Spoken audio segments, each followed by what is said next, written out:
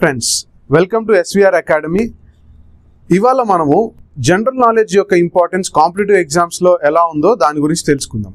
మరి ముఖ్యంగా ఆంధ్రప్రదేశ్లో మనకి జాబ్ క్యాలెండర్ ఇష్యూ చేశారు. కొత్త నోటిఫికేషన్స్ రాబోతున్నాయి. ప్రతి నోటిఫికేషన్లో కూడా జనరల్ నాలెడ్జ్ యొక్క ఇంపార్టెన్స్ చాలా ఉంటుంది అన్నమాట. ఏ డిపార్ట్మెంట్కి సంబంధించిన ఎగ్జామ్ అయినా కానీ ఆ డిపార్ట్మెంట్ స్పెషలైజేషన్ కంటెంట్ కొంత ఉన్నా కానీ జనరల్ నాలెడ్జ్కి సంబంధించి చాలా విషయాలు అడుగుతూ ఉన్నారు. ఈ జనరల్ నాలెడ్జ్లో బాగా పర్ఫామ్ చేసిన వాళ్ళు కొన్నిసార్లు మంచి మార్క్స్తో క్లియర్ చేసే అవకాశాలు ఎక్కువగా ఉన్నాయి అన్నమాట. సో జనరల్ నాలెడ్జ్లో అసలు ఏమేమి చాప్టర్స్ ఉంటాయి, ఆర్ ఏమేమి టాపిక్స్ ఉంటాయి, ఎంతెంత కవర్ చేయాలి ఏంటి అనేది మనము కొంత ఇంట్రడక్షన్ వీడియోలో చూద్దాం. ఫస్ట్ థింగ్ ఏంటంటే he's talking about Indian art. Okay, Indian art, Indian culture, Indian dance and music. Okay, ఇందులో ఇండియన్ ఆర్ట్ అంటే బేసిక్గా what comes in the art. ఆర్ట్లో భాగంగా ఏమొస్తుంది, మనకున్నటువంటి ఏన్షియంట్ మాన్యుమెంట్స్ అంటే ప్రాచీన కట్టడాలు, ఆ తర్వాత టెంపుల్ ఆర్కిటెక్చర్ ఉంటుంది అనమాట. There are many other things. And culture అన్నారు అంటేనే ఇక్కడ నెక్స్ట్ కల్చర్ అన్నాడు. మనకి కల్చర్లో భాగంగా ఏమొస్తుంది, మన వస్త్రధారణ is part of our culture, the dressing we have, the food we eat, ఆ తర్వాత మనం ఎటువంటి మ్యూజిక్ని ఇక్కడ ఎక్కువ వాడుతూ ఉంటాము, ఎటువంటి డ్యాన్స్ ఫామ్స్ మన ఆంధ్రప్రదేశ్లో ఎక్కువగా ఉంటాయి. And at the same time India అని కూడా అన్నాడు. ఆంధ్రప్రదేశ్ ఇండియా అని అన్నాడు, బట్ ఇక్కడ ఏమన్నాడంటే స్పెషల్ ఎంఫసిస్ ఆన్ ఆంధ్రప్రదేశ్ అన్నాడు. సో ఇక్కడ మీరు గమనిస్తే మనకేంటి, ఇవి ఇండియా అని రాసినా కానీ కొంతవరకు ఆంధ్రప్రదేశ్లో మనకు ఉన్నటువంటి విషయాల మీద ఎంతో కొంత ఎక్కువ ఫోకస్ ఉంటుంది అన్న విషయాన్ని అర్థం చేసుకోవాలి. మ్యూజిక్ అన్న వెంటనే మన ఇండియా లెవెల్లో there are different type of music. ఒకటి క్లాసికల్ మ్యూజిక్ ఉంది, and at the same time folk music ఉంది. అండ్ అది కాకుండా he also talked about dance, different type of dance forms గురించి కూడా మాట్లాడాడు అనమాట. ఈ డాన్సెస్ ఎలాగ డిఫరెంట్గా మన కంట్రీలో ఉన్నాయి, ఒక స్టేట్ టు ఒక స్టేట్ మారుతూ ఉంటాయి. మీకు తెలిసిందే భరతనాట్యం, కూచిపూడి, కథకళి, ఒడియా, ఇవన్నీ ఇలా చాలా టైప్ ఆఫ్ డాన్సెస్ ఉన్నాయి. ఇవి కాకుండా ఫోక్ డాన్సెస్ మన స్టేట్లోవి మరింత ఇంపార్టెంట్ అవుతూ ఉంటాయి అనమాట. And at the same time culture will cover the entire హిస్టరీలో మేజర్ పార్ట్ కల్చర్ కవర్ చేస్తుంది అనమాట. ఆర్ట్ అండ్ ఆర్కిటెక్చర్ కావచ్చు, different type of art forms అంటే మళ్ళీ painting is an art form, ఆ తర్వాత tangible and intangible art forms ఉంటాయి. ఇలాగ చాలా రకాలు ఉన్నాయన్నమాట. వాటిని కూడా కవర్ చేస్తాం అనమాట. నెక్స్ట్ ఏంటంటే Indian history, Indian national movement. Indian history and Indian national movement most important thing అనమాట. ఇందులో వీఆర్ ఎక్స్పెక్టింగ్ మరి ముఖ్యంగా ఇండియన్ హిస్టరీ ఒకటి, Indian polity and constitution, and at the same time current అఫైర్స్కి సంబంధించిన విషయాల నుంచి మనం ఎక్కువ క్వశ్చన్స్ని ఎక్స్పెక్ట్ చేయొచ్చు. మిగతా వాటి నుంచి తక్కువ వస్తాయని కావు కానీ మన ప్రాబబిలిటీ ఎక్కువ. బట్ ప్రతి ఒక్క టాపిక్ని ఇన్ ది ఎంటైరిటీ మొత్తాన్ని కూడా కూలంకషంగా మీతో డిస్కస్ చేసే బాధ్యత మాది. Next history and national movement అన్నాడు. ఎప్పుడైనా గుర్తుపెట్టుకోండి, హిస్టరీ మనకి 3 భాగాల్లో ఉంటుంది. ద 3 ఇంపార్టెంట్ పార్ట్స్ ఏంటి అని అంటే ancient, medieval and modern. Okay, ancient, medieval and modern.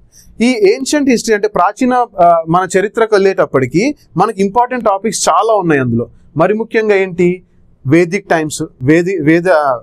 Times గురించి ఉంటుంది. And at the same time ఆ తర్వాత గుప్తాస్, మౌర్యాస్ గురించి ఉంటుంది. అంతకంటే ఇంపార్టెంట్ టాపిక్స్ ఏంటి మనకి ఇందులో, బుద్ధిజం గురించి ఉంటుంది, తర్వాత జైనిజం గురించి ఉంటుంది. So all these are also part. Buddhist and Jainism is also part. Buddhism is very much part of our Andhra Pradesh and తెలంగాణలో బుద్ధిజం యొక్క పాత్ర ఎక్కువగా ఉంది. అందులో నుంచి మనం ఎక్కువ క్వశ్చన్స్ ఎక్స్పెక్ట్ చేయొచ్చు. అండ్ ఇప్పుడు అమరావతిని కొత్త క్యాపిటల్గా రూపుదిద్దబోతున్నారు. సో దానిలో కూడా ఈ కల్చరల్ ఎలిమెంట్స్ తీసుకుంటారు. బుద్ధిస్ట్ ఆర్కిటెక్చర్ ఉంటుంది అనమాట. గాంధరా స్కూల్ ఆఫ్ ఆర్ట్ అని, అమరావతి స్కూల్ ఆఫ్ ఆర్ట్ అని, ఇట్లా చాలా ఉంటాయి. అండ్ జైన్ ఆర్కిటెక్చర్ కూడా చాలా ఇంపార్టెంట్. నెక్స్ట్ ఏంటి, మిడివల్ టైమ్స్కి వచ్చేటప్పుడు మిడివల్ టైమ్స్లో మనకి there are even more important topics. ఎందుకు అని అంటే మిడివల్ టైమ్స్లో there is lot of advancement in art and architecture.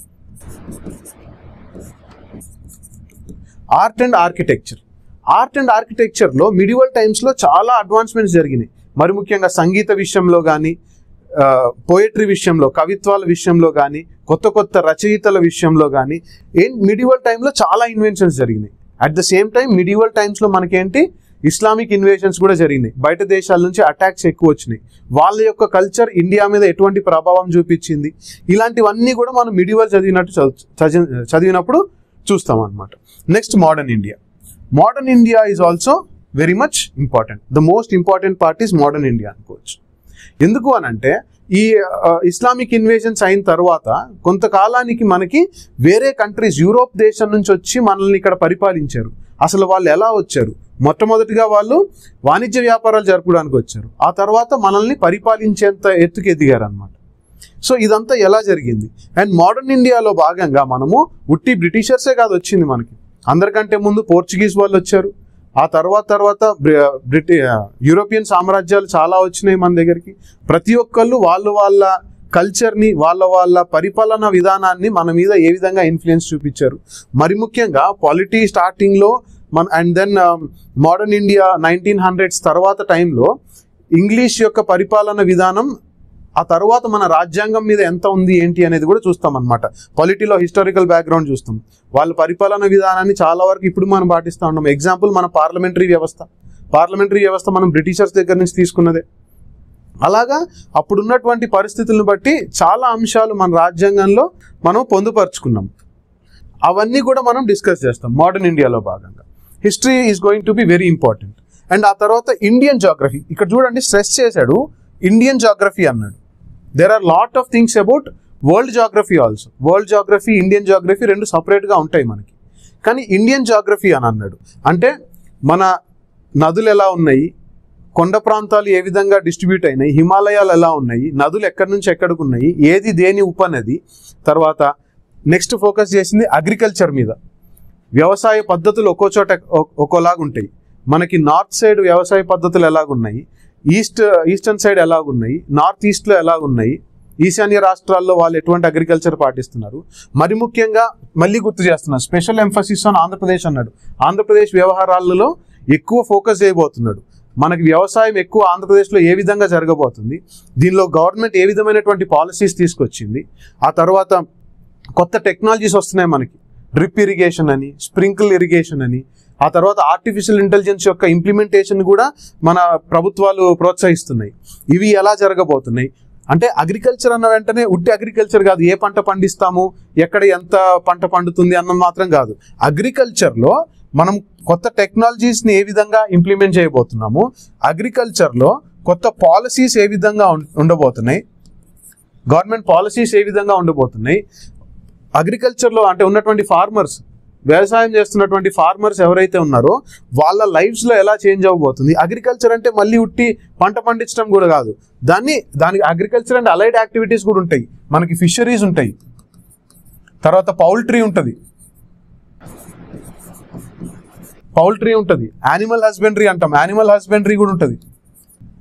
So ఇలాగా అగ్రికల్చర్ అన్న వెంటనే ఉట్టి వ్యవసాయాన్ని ఫోకస్ చేసి వదిలేయడం కాదు, ఇవన్నీ కూడా అగ్రికల్చర్లో కవర్ అవుతాయి. ఆ తర్వాత ఎన్వైర్న్మెంట్. ఇప్పుడు మనందరికీ తెలిసిందే ఇప్పుడు ఉన్నటువంటి పరిస్థితుల్లో చలికాలం ఉన్నప్పుడు చలి తీవ్రతను ఎదుర్కొంటున్నాము, ఎండాకాలం ఉన్నప్పుడు ఎండ తీవ్రతను ఎదుర్కొంటున్నాము.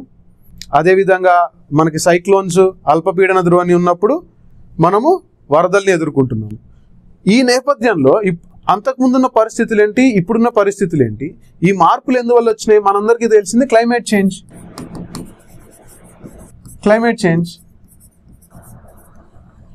ఈ క్లైమేట్ చేంజ్ నేపథ్యంలో environment topic becomes even more important. పర్యావరణాన్ని ఏ విధంగా మనం సంరక్షించుకుంటున్నాము, దానికోసం ప్రభుత్వం తీసుకుంటున్నటువంటి చర్యలు ఏంటి, మరి ముఖ్యంగా నీటి వినియోగంలో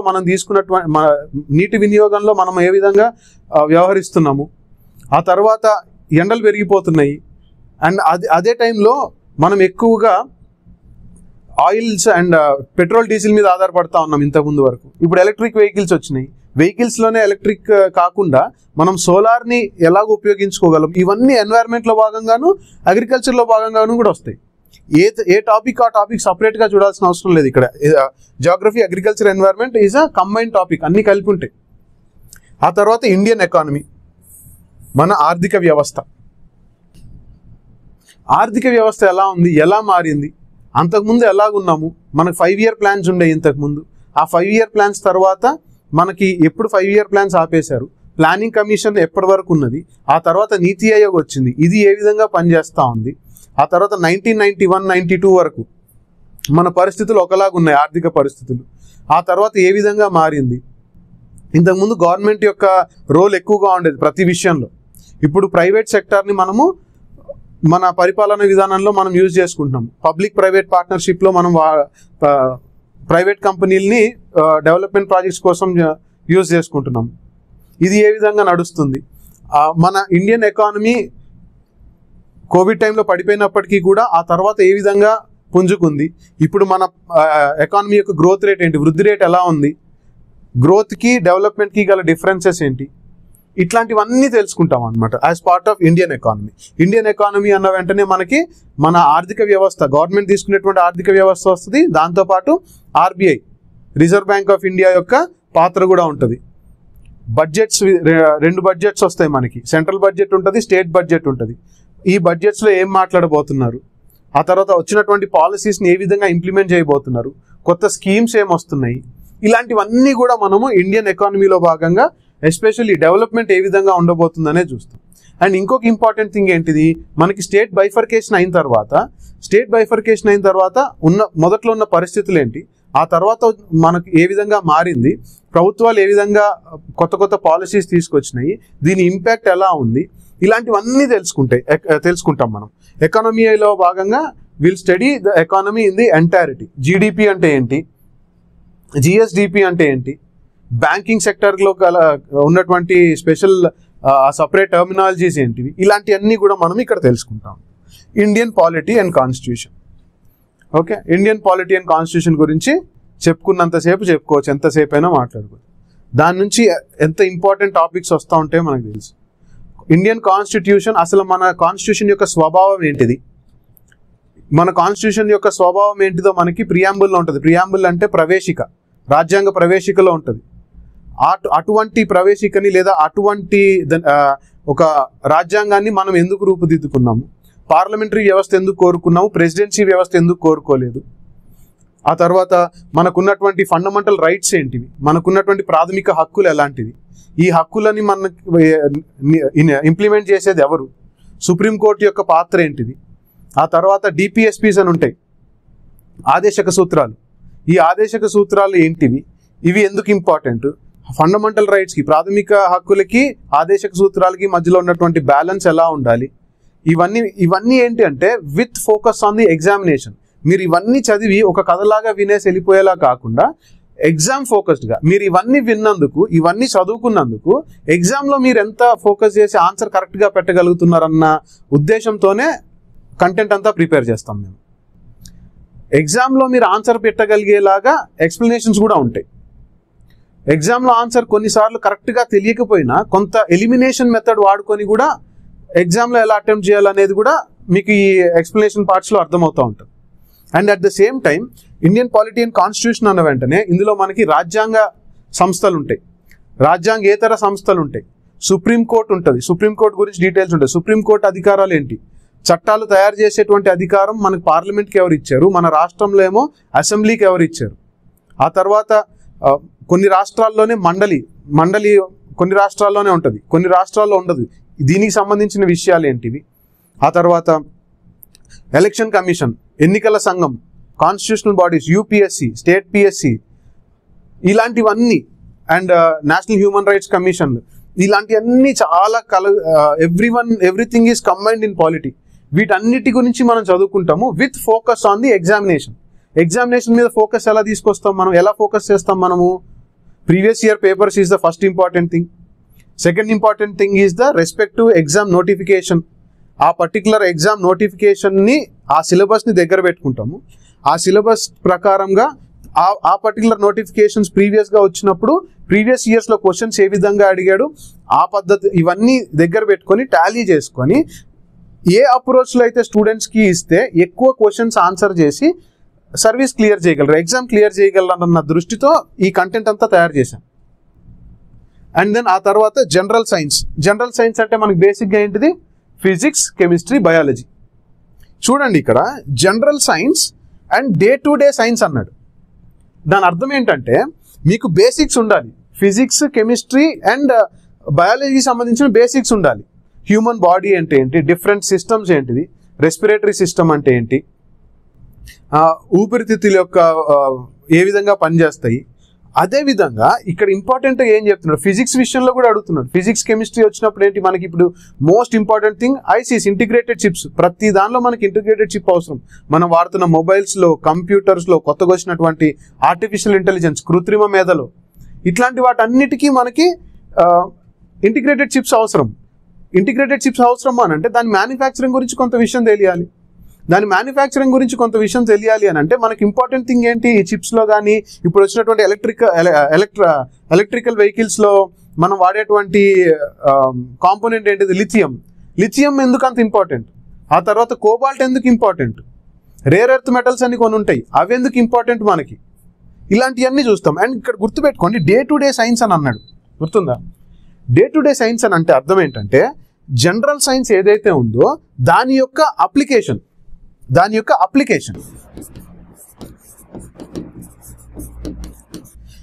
ఈ జనరల్ సైన్స్ ఫిజిక్స్లో ఉన్నటువంటి థియరీస్ ఏవైతే ఉంటాయో, న్యూటన్ లాసే కానీ, ఆ తర్వాత గ్రావిటేషనల్ ప్రిన్సిపల్సే కానీ, ఎలక్ట్రోమాగ్నెటిజం కానీ, ఎలక్ట్రిసిటీ కానీ, ఇలాంటివన్నీ కూడా మనము మన రోజువారీ వ్యవహారాల్లో ఏ విధంగా దాన్ని అవలంబించుకుంటున్నాం.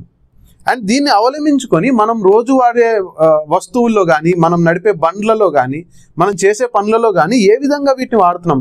Simply speaking, general science and day to day science, general సైన్స్లో డే టు డే సైన్స్ అన్నాడంటే he's talking about science and technology and the emerging technologies. కొత్తగా వచ్చినటువంటి టెక్నాలజీస్ గురించి మాట్లాడుతున్నాడు ఇక్కడ. ఈ కొత్తగా వచ్చిన టెక్నాలజీస్ యొక్క, ఎంతైనా జనరల్ సైన్స్ లేకుండా ఈ కొత్త సైన్స్ టెక్నాలజీలు రాలేదు కదా. ఈ జనరల్ సైన్స్ చదువుకోవాలి, వాటి అప్లికేషన్ కూడా చదువుకోవాలి. బయాలజీ విషయంకి వచ్చేస్తే మనకి దేని గురించి అడుగుతున్నాడు, బయాలజీ విషయంలో డే టు డే సైన్స్ అన్నాడంటే హీఈస్ టాకింగ్ అబౌట్ డిసీజెస్. కొత్త డిసీజెస్ వస్తున్నాయి, ఇంతకుముందు ఎప్పుడు వినని డిసీజెస్ వస్తున్నాయి, ఇంతకుముందు ఎప్పుడో విన్న డిసీజెస్ మళ్ళీ వస్తున్నాయి, especially Covid. He's talking about diseases, he's talking about vaccines. ఇక్కడ వ్యాక్సిన్స్ గురించి, టీకాల గురించి మనకి చెప్తున్నాడు. ఈ ఇన్వెన్షన్స్, కొత్త ఇన్వెన్షన్స్ ఏమొస్తున్నాయో దాని గురించి క్వశ్చన్స్ వస్తాయని చెప్తున్నాడు సింపుల్గా. And at the same time biotechnology గురించి మాట్లాడుతున్నాడు. And applications of general science in every day to day life అని అన్నాడంటే he is also talking about the latest technologies, electric వెహికల్సే కావచ్చు. At the same time hydrogen fuel is the next future. Hydrogen fuel అన్న వెంటనే రీసెంట్గా ఒక ఆంధ్రప్రదేశ్లో జరిగిన ఇన్వెస్ట్మెంట్ గురించి ప్రధానమంత్రి గారు ఓపెన్ చేసినటువంటి ఒక ఫెసిలిటీ గురించి తెలియాలి మీకు వెంటనే మైండ్లో. హైడ్రోజన్ ఫ్యూయల్ గురించి అప్లికేషన్స్, ఎవ్రీ అప్లికేషన్స్. ఇండస్ట్రీ 4.0 అంటారు, ఇండస్ట్రియల్ రెవల్యూషన్ 4.0 అంటున్నారు.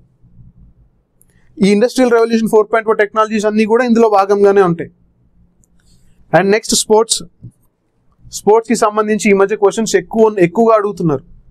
ఎవరు ఏ స్పోర్ట్కి సంబంధించిన వాళ్ళు, ఏ స్పోర్ట్స్, మనకి ఒలింపిక్స్ ఉన్నాయి, మీ అందరికీ తెలిసింది ఒలింపిక్స్ ఉన్నాయి, ఒలింపిక్స్ నిర్వహిస్తూ ఉంటారు. దెన్ కామన్వెల్త్ గేమ్స్ ఉంటాయి, నేషనల్ గేమ్స్ ఉన్నాయి, ఇలాగ అనేక రకాల గేమ్స్ ఉన్నాయి, గేమింగ్స్ జరుగుతూ ఉంటాయి. ఈ గేమ్స్ అన్నిటినీ ఫోకస్ చేసుకొని ఏ ప్లేయర్ ఏ పర్టికులర్ క్రీడకి చెందినవాడు అనేది బేసిక్ లెవెల్ ఆఫ్ క్వశ్చనింగ్. ఆ క్రీడ ఈ సంవత్సరం ఏ ప్రాంతంలో నిర్వహించబడింది అనేది ఇంకొక వే ఆఫ్ క్వశ్చనింగ్. అసలే మన భారతదేశం వచ్చే రోజుల్లో ఒలింపిక్స్ని నిర్వహించాలని ఆలోచిస్తూ ఉంది వచ్చే సంవత్సరాల్లో. అప్పుడు మనకి ఇంపార్టెంట్ టాపిక్ ఏమవుతుంది, ఒలింపిక్స్ ఇంపార్టెంట్ టాపిక్ అవుతుంది. కొన్ని స్పోర్ట్స్ని ఒలింపిక్స్ నుంచి తీసేయాలని ట్రై చేస్తున్నారు, లేటెస్ట్ న్యూస్. ఆ స్పోర్ట్స్ ఏంటి, అందులో ఉన్నటువంటి ప్లేయర్స్ ఎవరెవరు, మనకి ఇలాంటివన్నీ ఇంపార్టెంట్ మనకి. మరి ముఖ్యంగా మనకి పివి సింధు గారు బ్యాడ్మింటన్లో మనకి రిప్రజెంట్ చేస్తూ ఉంటారు, అది ఇంపార్టెంటే. మనకి స్పోర్ట్స్ మెన్ ఇండియాలో చాలామంది ఉన్నారు, ఆంధ్రప్రదేశ్లో చాలామంది ఉన్నారు, వాళ్ళకి సంబంధించిన స్పోర్ట్స్ ఇంపార్టెంట్ అవుతాయి. అదే కాకుండా ఆంధ్రప్రదేశ్ లెవెల్కి ఎంఫసిస్ ఆన్ ఆంధ్రప్రదేశ్ అన్నాడు, ఆంధ్రప్రదేశ్ లెవెల్లో మనం ఏదన్నా స్పోర్ట్స్ మీట్ నిర్వహిస్తున్నామా, ఇవన్నీ కూడా ఇంపార్టెంట్ అవుతాయి. ఇక్కడ ఒక జస్ట్ స్పోర్ట్స్ అని వదిలేశాడు, బట్ స్పోర్ట్స్లో there is lot of content. And స్పోర్ట్స్కి సంబంధించిన అవార్డ్స్ ఉంటాయి చాలా. ఆ తర్వాత current affairs, India and Andhra Pradesh, current affairs with respect to India and Andhra Pradesh. Current affairs with respect to India and Andhra Pradesh is a very vast subject, చాలా పెద్ద subject. Current affairs మీరు ఎంత చదివినా అంత అంత ఉంటుంది, చాలా వాస్ట్ సబ్జెక్ట్. కాకపోతే మన ఫోకస్ ఏంటి అని అంటే మనము ఎంత చదువుతామో ఆ చదివిన దానిలో నుంచి maximum number of questions attempt చేయగలగాలి, ఆన్సర్ చేయగలగాలి. ఇప్పుడు మీరు సపోజ్ చూడండి, ఒక కరెంట్ అఫైర్స్కి సంబంధించి ఒక 100 టాపిక్స్ చదివారు అనుకోండి, 100 టాపిక్స్ ఆర్ 100 క్వశ్చన్స్ చదివారు అనుకోండి. ఇందులో నుంచి నేను ఎగ్జాంపుల్ ఇది, ఇందులో నుంచి మీరు ఒక 40% ఆఫ్ ద క్వశ్చన్స్ ఆన్సర్ చేయగలిగారు కొన్ని టాపిక్స్. అది కాకుండా ఇంకొక 50 క్వశ్చన్స్ చదివారు అనుకోండి, ఇంకో 50 క్వశ్చన్స్. ఇందులో నుంచి you are able to answer only 5 or 10 questions. ఇక్కడ the strike rate is less. అర్థమవుతుందా? ఈ పర్టికులర్ సిచ్యువేషన్లో the strike rate is less, ఇక్కడ స్ట్రైక్ రేట్ ఎక్కువ ఉంది. ఇక్కడ 50 చదివి 5 నుంచి 10 మార్కులు సంపాదించుకోవడం కంటే ఇక్కడ మీరు స్పెండ్ చేసిన టైంని, ఎఫర్ట్ని ఇంకో సబ్జెక్ట్ యొక్క రివిజన్కి స్పెండ్ చేయండి. మీరు ఏ సబ్జెక్ట్కి ఎంత కేటాయిస్తున్నారు అనేది ఇంపార్టెంట్, ఏ సబ్జెక్ట్ నుంచి ఎంత వెయిటేజ్ ఉంటుంది అనేది ఇంపార్టెంట్, ఆ వెయిటేజ్కి సరిపడా ప్రిపరేషన్ ఉందా లేదా అనేది ఇంపార్టెంట్. మరి ముఖ్యంగా జనరల్ నాలెడ్జ్లో ద మోస్ట్ ఇంపార్టెంట్ రూల్ ఏంటి అని అంటే రివిజన్. ఒకటే వర్డ్, రివిజన్. ఎంత చదివినా, ఎన్ని క్లాసులు విన్నా, మీరు ఎన్ని కోర్సులు తీసుకున్నా, ఒకసారి చదివింది ఒక 3-4 సార్లు ఎగ్జామ్ ముందు రివిజన్ జరగకపోతే మీరు ఎగ్జామినేషన్లో ఇచ్చినటువంటి 4 ఆప్షన్స్లో కన్ఫ్యూజ్ అయిపోయేటువంటి ఛాన్సెస్ చాలా ఎక్కువ. ఒక 100 క్వశ్చన్లు చదివిన వ్యక్తి 3 సార్లు రివైజ్ చేసిన దానికి 300 క్వశ్చన్లు ఒకసారి చదివిన దానికి అసలు డిఫరెన్స్ లేదు. ఈ ప్యాటర్న్ ఫాలో అయినోడు ఖచ్చితంగా సర్వీస్ కొడతాడు. ఈ ప్యాటర్న్ ఫాలో అయిన వాళ్ళకంటే ఈ ప్యాటర్న్ ఫాలో అయిన వ్యక్తి is in a better position. And ఇంకొకటి, current affairs or general knowledge చదివేటప్పుడు ఏదో గుర్తు పెట్టేసుకోవాలి అన్నటువంటి ఉద్దేశంతో కాకుండా అర్థం చేసుకోవడానికి ట్రై చేయండి. ఎందుకు అనంటే ఈ చెప్పేటప్పుడు సింగిల్ లైన్ స్టేట్మెంట్స్ వస్తాయి మీకు. ఆ సింగిల్ లైన్ స్టేట్మెంట్ని గుర్తుపెట్టుకోవాలన్నప్పుడు ట్రై చేస్తే మీకు గుర్తుపెట్టుకున్నది యాజ్ ఇట్ ఈస్గా క్వశ్చన్లో వస్తేనే మీరు ఆన్సర్ చేయగలరు. అదే మీరు దాని వెనకాల ఉన్నటువంటి బ్యాక్ స్టోరీని, దాన్ని కొంచెం అవగాహన తెచ్చుకొని దాన్ని అర్థం చేసుకోవడానికి ట్రై చేస్తే కొంచెం ట్విస్ట్ చేసినా కానీ, క్వశ్చన్ని ట్విస్ట్ చేసినా కానీ, లేకపోతే ఆ క్వశ్చన్ని ఇంకొక విధంగా అడిగినా కానీ, లేదా ఆ క్వశ్చన్లో నుంచి ఇంకొక విషయాన్ని అడిగినా కానీ మీరు ఈజీగా ఆన్సర్ చేయగలగాలి. ఎగ్జాంపుల్ చెప్తాను. ఇప్పుడు మనకి కరెంట్ అఫైర్స్లో ఇండస్ట్రియల్ రెవల్యూషన్ 4.0 ఉంది. ఐఆర్ ఇండస్ట్రియల్ రెవల్యూషన్ 4.0 అంటే 4th ఇండస్ట్రియల్ రెవల్యూషన్ న్యూస్లో ఉంది. ఇండస్ట్రియల్ రెవల్యూషన్ 4.0 గురించి మీరు ఒక 4 లైన్లు ఫాస్ట్ చదివేశారు, అయిపోయింది అనుకుంటారు కరెంట్ అఫైర్స్. కాకపోతే ఎగ్జామినర్ ఏమని ఆలోచిస్తాడు, ఇండస్ట్రియల్ రెవల్యూషన్ 4.0 అని అడిగాడు కదా, అసలు దీనికి ముందు వచ్చినటువంటి 3 ఏంటిది, 3 ఇండస్ట్రియల్ రెవల్యూషన్స్ ఏంటి, దానికి సంబంధించి ఏదైనా అడుగుదామని అనుకుంటాడు. మిమ్మల్ని 2nd ఇండస్ట్రియల్ రెవల్యూషన్ నుంచి అడగొచ్చు, 3rd ఇండస్ట్రియల్ రెవల్యూషన్ నుంచి అడగొచ్చు. మీకు ఇండస్ట్రియల్ రెవల్యూషన్ మీద పూర్తి అవగాహన లేకపోతే ఇలాంటి క్వశ్చన్స్ మీరు ఆన్సర్ చేయలేరు. ఇంకొక టైప్ ఆఫ్ క్వశ్చనింగ్ ఉంటుంది. What is that another type of questioning? Statement wise questions ఎక్కువ వస్తూ ఉన్నాయి మనకి. స్టేట్మెంట్ వైజ్ క్వశ్చన్స్ వచ్చినప్పుడు ఏంటంటే స్టేట్మెంట్ 1 ఇస్తాడు, స్టేట్మెంట్ 2 ఇస్తాడు. ఆన్సర్ ఏంటి? ఓన్లీ 1, ఓన్లీ 2, బోత్ ఆర్ నన్ అంటాడు. ఈ ఫస్ట్ స్టేట్మెంట్లో ఏం అడుగుతాడంటే కరెంట్ అఫైర్స్లో ఉన్న విషయాన్ని గురించి అడుగుతాడు, something related to current affairs. ఈ సెకండ్ స్టేట్మెంట్లో ఏం అడుగుతాడంటే కరెంట్ అఫైర్స్కి సంబంధించినటువంటి స్టాటిక్ సబ్జెక్ట్ అడుగుతాడు. ఎగ్జాంపుల్ చెప్తా. కరెంట్ అఫైర్స్లో రామ్సర్ సైట్స్ గురించి ఉంది. రామ్సర్ సైట్స్ గురించి రీసెంట్గా ఉన్న కరెంట్ అఫైర్స్ ఏంటి? ఫస్ట్ రామ్సర్ సైట్ ఇన్ జార్ఖండ్లో మొట్టమొదటి రామ్సర్ సైట్ని మొన్ననే గుర్తించారు అని ఇస్తాడు. సెకండ్ క్వశ్చన్లో ఏమడుగుతాడు, ఈ రామ్సర్ సైట్స్ యొక్క కన్వెన్షన్ ఆర్ ఈ రామ్సర్ అనేటువంటి ప్రాంతం ఏ దేశంలో ఉంది, ఈ రామ్సర్ సైట్స్కి సంబంధించినటువంటి డేటా ఏదైతే ఉందో ఈ రామ్సర్ సైట్స్ని ఐడెంటిఫికేషన్ ఏ ఇయర్ నుంచి స్టార్ట్ అవుతుంది అనే విషయం అడుగుతాడు. మీరు ఉట్టి కరెంట్ అఫైర్స్ చదువుకుంటే ఇది మాత్రమే మీకు తెలిసింది ఉంటుంది. ఎన్వైర్న్మెంట్కి, బయోడైవర్సిటీకి సంబంధించి స్టాటిక్ పార్టే చదువుకొని ఉంటే ఇది మాత్రమే తెలుసుంటుంది. మీ ప్రిపరేషన్ ఏ విధంగా ఉండాలంటే కరెంట్ అఫైర్స్తో పాటు స్టాటిక్ పార్ట్ని రిలేట్ చేసుకోవాలి. ఆ విధంగా రిలేట్ చేసుకుంటేనే తప్ప ఈ రెండు ఆన్సర్ చేయలేరు మీరు. జనరల్ స్టడీస్కి, కరెంట్ అఫైర్స్కి ఎక్స్ట్రా ఎఫర్ట్ ఎందుకు అవసరము అని అంటే బికాస్ ఆఫ్ దిస్ థింగ్. ఇప్పుడు హిస్టరీ ఉంది, మోడర్న్ హిస్టరీ నుంచి 2 స్టేట్మెంట్ హిస్టరీ మొత్తం కనుక పక్కాగా కరెక్ట్గా చదువుకొని అవి కూడా ఒక 3 times రివైజ్ చేసుకుంటే అందులోంచి అడిగిన క్వశ్చన్స్ పక్కాగా ఆన్సర్ చేసేయచ్చు. తెలిస్తే తెలిసినట్టు లేదా ఎలిమినేషన్ మెథడ్ సమ్ ఆన్సర్ చేసేయచ్చు. కానీ కరెంట్ అఫైర్స్ అట్లా కాదు. కరెంట్ అఫైర్ తెలియాలి, దాన్ని వెనుకున్నటువంటి స్టాటిక్ విషయం తెలియాలి. ఉట్టి కరెంట్ అఫైర్స్ చదువుకుంటా వెళ్తే ఎంతని గుర్తుపెట్టుకుంటారు? గుర్తుపెట్టుకోవాల్సిన అవసరం ఎక్కువగా ఉంటుంది. అదే కొంత అవగాహనతో మీరు చదివితే కనుక దాని యొక్క స్టాటిక్ పార్ట్ గుర్తుంటుంది, at the same time current అఫైర్స్ది కూడా మీకు అర్థమవుతుంది అనమాట. This is the way you should approach any general knowledge subject. ఏ నోటిఫికేషన్ అయినా అండి, ఏ నోటిఫికేషన్ అయినా. అండ్ ఇంకో విషయం గుర్తుపెట్టుకోండి, 3 రివిజన్స్ మాత్రం ఖచ్చితంగా చేయాలి. ఒకటి, ఏ రోజు చదువుకున్నది, ఏ రోజు విన్న విషయాన్ని, ఏ రోజు విన్న టాపిక్ ఆ రోజే పూర్తి చేసుకోండి. ఆ రోజు ఒకసారి రివైజ్ చేసుకోండి. 1 week అయిన తర్వాత ఆ వారంలో జరిగినవన్నీ ఒకసారి రివైజ్ చేసుకోండి. ఆ తర్వాత 1 monthలో జరిగినవన్నీ ఒకసారి రివైజ్ చేసుకోండి. కరెంట్ అఫైర్స్ అండ్ జీకే విషయంకి వచ్చేటప్పటికి ఈ 3 types ఆఫ్ రివిజన్ ఫాలో అవ్వండి. ఈ 3 types ఆఫ్ రివిజన్ని ఫాలో అయిన వాళ్ళకి కరెంట్ అఫైర్స్ అండ్ జీకేలో ఎక్కువ స్కోర్ చేసే ఛాన్స్ ఉంటుంది. కరెంట్ అఫైర్స్ అండ్ జీకేలో ఎక్కువ స్కోర్ చేసే ఛాన్స్ ఉన్న వాళ్ళు మిగతా వాళ్ళకంటే ఎంతైనా ఒక 5-6 మార్కులు ఎక్కువే సంపాదిస్తారు. ఇంతకుముందు నేను టీచ్ చేసిన స్టూడెంట్స్ అన్ని క్లియర్ చేసిన వాళ్ళందరి ఎక్స్పీరియన్స్ని బట్టి చెప్తున్నా నేను. This is the entire thing. We will discuss everything, ప్రతి ఒక్కటి డిస్కస్ చేస్తాము with special emphasis on Andhra Pradesh. Andhra Pradesh అన్న వెంటనే మీకు ఈ జీకే గురించి స్టార్ట్ చేశారనుకోండి, ఆంధ్రప్రదేశ్ విషయానికి వద్దాం మనం. ఆంధ్రప్రదేశ్ మ్యాప్ దగ్గర పెట్టుకోండి. ఆంధ్రప్రదేశ్ మ్యాప్ దగ్గర పెట్టుకొని రోజుకు ఒక 5 నిమిషాలు ఆంధ్రప్రదేశ్ మ్యాప్ చూడండి. You have to know the position of each district. ప్రతి డిస్ట్రిక్ట్ యొక్క పొజిషన్ తెలియాలి మీకు. కళ్ళు మూసుకొని నిద్రలోంచి లేపడిగినా డిస్ట్రిక్ట్ యొక్క పొజిషన్ చేయాలి. ఆ విధంగా అయితేనే జాగ్రఫీ, మీరు ఆంధ్రప్రదేశ్ జాగ్రఫీ ఎస్పెషల్లీ బాగా కవర్ చేయగలరు. అండ్ ఏ నదికి ఎన్ని ఉపనదులు, ఈ ఉపనదులు ఎక్కడ ఉన్నాయి, ఏ డిస్ట్రిక్ట్స్ నుంచి వెళ్తా ఉన్నాయి, దానికి సంబంధించినటువంటి ఇంపార్టెంట్ ప్లేసెస్ ఏంటివి, ఇవన్నీ కూడా మీరు తెలుసుకోవాలి. రీసెంట్గా కరెంట్ అఫైర్స్లో there are lot of things with respect to Andhra Pradesh. ఎందుకు మరి ముఖ్యంగా సెంట్రల్ గవర్నమెంట్ ఇచ్చినటువంటి ఇన్వెస్ట్మెంటే కావచ్చు, గవర్నమెంట్ తీసుకునేటువంటి కొత్త తీసుకొచ్చే పాలసీసే కావచ్చు, గవర్నమెంట్ బడ్జెట్లో చాలా విషయాలు ఉంటాయి. బడ్జెట్ కూడా డిస్కస్ చేద్దాం as part of Indian economy. This is the entire way of approaching current affairs and GK. మరి ముఖ్యంగా పర్సనాలిటీస్ అవార్డ్స్ అండ్ ఇన్స్టిట్యూషన్స్ గురించి చెప్పడం మర్చిపోయా. సైంటిఫిక్ రీసెర్చ్ అని కూడా ఉంది. సైంటిఫిక్ రీసెర్చ్లో ఎన్నో పరిశోధనలు జరుగుతున్నాయి.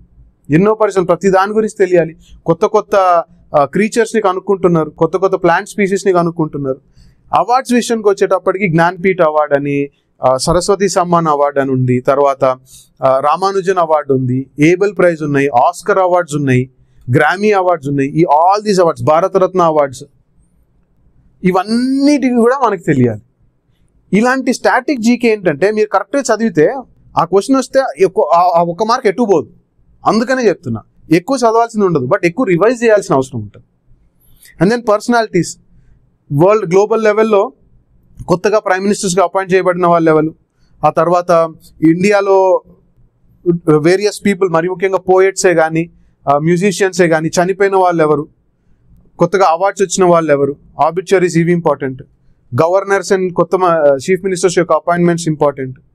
అండ్ ఆథర్స్, బుక్ ఆథర్స్ అనమాట, బుక్స్ రాసిన వ్యక్తులు ఇంపార్టెంట్. ఇన్స్టిట్యూషన్స్ చాలా important. What are the important institutions? International లెవెల్లో అయితే యునైటెడ్ నేషన్స్, ఐక్యరాజ్య సమితి ఇంపార్టెంట్. తర్వాత IMF, international monetary fund important. India విషయానికి వచ్చిన ఇంపార్టెంట్ ఇన్స్టిట్యూషన్స్ ఏంటి? సెబీ ఉంది, security and exchange board of India. ఇట్లాగా ఈ ఇన్స్టిట్యూషన్స్ అన్నిటి గురించి మనకు తెలియాలి. ఏ ఇయర్లో స్థాపించారు, వాటి యొక్క పరిధి ఏంటిది, వాటిని ఎందుకు స్థాపించారు, అది రాజ్యాంగబద్ధ సంస్థ, రాజ్యాంగేతర సంస్థ, లేదా చట్టబద్ధ సంస్థ, లేదా ఒక గవర్నమెంట్ ఆర్డర్తో అది స్థాపించబడిందా, ఇట్లాంటి విషయాలన్నీ తెలియాలి. అండ్ కరెంట్ అఫైర్స్లో భాగంగా most important thing is policies and programmes and schemes and policies చాలా ఇంపార్టెంట్. ఆంధ్రప్రదేశ్ తెచ్చిన policy schemes important, central government తెచ్చినటువంటి పాలసీ స్కీమ్స్ ఇంపార్టెంట్. ఎకానమీలో ఇంకా ఇంపార్టెంట్ విషయాలు ఏంటి? ఇన్వెస్ట్మెంట్స్. మనం ఇప్పుడే స్టార్ట్అప్ ఇండియా అని స్టార్ట్ చేస్తున్నాము, అటల్ టింకరింగ్ ల్యాబ్స్ అని ఉన్నాయి, ఇలాగ చాలా ఉన్నాయి అన్నమాట. ఇవన్నీ కలిపి it becomes a current affairs and general knowledge paper అనమాట. Current affairs and general knowledge paper. ఎంత ఎక్కువ చదివారనేది కాదు, కానీ ఎంత ఎక్కువ రివైజ్ చేశారన్నది చాలా ఇంపార్టెంట్ అన్న విషయాన్ని మీకు ఈ ఇంట్రడక్షన్ వీడియోలో చెప్తాను. నెక్స్ట్ రాబోయే క్లాసెస్లో ఈ టాపిక్స్ అన్ని కవర్ చేస్తాము. టాపిక్స్ కవర్ చేసేటప్పుడు ఫోకస్ ఈజ్ ఆన్ దేని మీద ఎక్కువ ఫోకస్ ఉండబోతుంది మంది? The answerability. మీరు ఎంత కరెక్ట్గా ఆన్సర్స్ పెట్టగలరు, ఎంత ఫోకస్డ్గా ఆన్సర్ పెట్టగలరు అనే దాని మీద ఆ ఉద్దేశంతో దీనికి సంబంధించిన డేటా అంతా కానీ కంటెంట్ అంతా కానీ తయారు చేయడం జరిగింది. మీ అందరూ మీ ఎగ్జామ్స్లో ఈ కరెంట్ అఫైర్స్కి జనరల్ నాలెడ్జ్కి సంబంధించిన కంటెంట్ నుంచి లబ్ధి పొందుతారని భావిస్తూ ఈ వీడియోని ఇక్కడితో ముగిస్తున్నాను. Thank you. Welcome to SVR academy. మనం ఎస్విఆర్ అకాడమీలో కోర్స్ని ఎలా పర్చేజ్ చేయాలి అనేది ఒకసారి చూద్దాం. ఏ కోర్స్ అయినా ఇలానే పర్చేజ్ చేయొచ్చు. నేను ఏపీ హైకోర్టు కోర్స్ని పర్చేజ్ చేయొచ్చు ఇస్తాను. ముందు ఎస్విఆర్ వెబ్సైట్కి వెళ్ళండి. అంటే గూగుల్ ఓపెన్ చేసి ఎస్విఆర్ అకాడమీ అని టైప్ చేయండి. ఎస్విఆర్ అకాడమీ మనకి కనిపిస్తూ ఉంటుంది, పైనే ఫోన్ నెంబర్ కూడా ఉంది మీకు ఇక్కడ. సో కిందకు వచ్చాక ఇప్పుడు సపోజ్ చూడండి SVRacademy.in అని ఉంది కదా, దీన్ని క్లిక్ చేయండి. సో ఇక్కడ మీకు ఎస్విఆర్ అకాడమీ ఇలా ఓపెన్ అవుతుంది. ఓపెన్ అయిన తర్వాత ఫస్ట్ టైం మీరు యూజర్స్ అయితే రిజిస్టర్ బటన్ని క్లిక్ చేయండి. ఆల్రెడీ ఎగ్జిస్టింగ్ యూజర్ అయితే లాగిన్లోకి వెళ్ళండి. మీరు ఫస్ట్ టైం వస్తున్నారు కాబట్టి రిజిస్టర్ బటన్ని క్లిక్ చేయండి. రిజిస్టర్ బటన్ని క్లిక్ చేస్తే మనకి ఇలా వస్తుంది. మీ నేమ్ అడుగుతుంది కదా, ఇక్కడ మీ నేమ్ని ఎంటర్ చేయండి. మీ ఈమెయిల్ ఐడి అవుతుంది కదా, మీ ఈమెయిల్ ఐడిని ఎంటర్ చేయండి.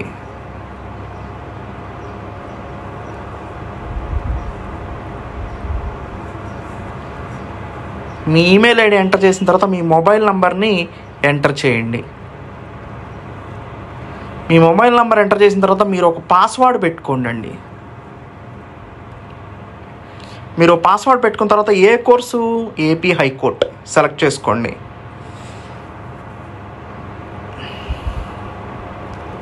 సబ్మిట్ బటన్ని క్లిక్ చేయండి. బటన్ని క్లిక్ చేసిన తర్వాత మీకు ఇలా చూపిస్తుంది. ఇలా చూపించినప్పుడు మీరు ఎలా అయినా పే చేసుకోవచ్చు. పేమెంట్ మెథడ్ చూడండి. సపోజ్ మనకి ఈజీగా ఉండే పేమెంట్ మెథడ్ నెట్ బ్యాంకింగ్ ఉంది, కార్డ్స్ ఉన్నాయి, ఇక్కడ ఫోన్పే, వ్యాలెట్స్ అన్నీ ఉన్నాయి కదా.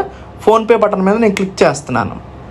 క్లిక్ చేస్తే ఇక్కడ మీరు ఫోన్పే ఉంది, గూగుల్ పే ఉంది, పేటిఎం ఉంది, భీమ్ యాప్ ఉంది, సో యూపీఐ ఐడి ఉంది. ఫోన్పేని క్లిక్ చేశారనుకోండి, ఫోన్పేని క్లిక్ చేయండి.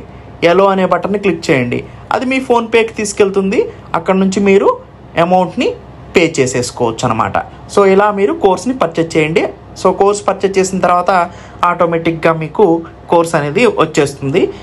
దీనికి సంబంధించిన ఎలాంటి డౌట్స్ ఉన్నా కానీ నేను పక్కన ప్రొవైడ్ చేసినటువంటి నంబర్స్కి కాల్ చేసి మీరు మీ డౌట్స్ని క్లియర్ చేసుకోవచ్చు. పేమెంట్కి సంబంధించిన ఏమైనా ఇష్యూస్ ఉన్నా కానీ మాట్లాడవచ్చు. Thank you. Have a nice.